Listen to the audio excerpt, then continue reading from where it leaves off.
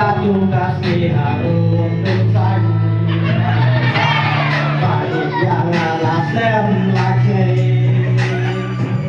lao kẹp thiên ngà cho hơi hơi dây cùng để hàng ngà thì chết chưa có lấy thơ phật là nở ngà cha sơn baik yang ngà thì đi mà quay và lấy ngắm qua chẳng ta cũng thấy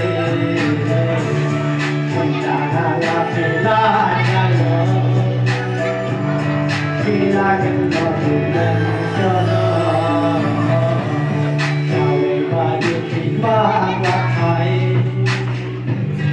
khi nên có nhà nhà lạc này thành việc trong khi ngạc lẽ ba đó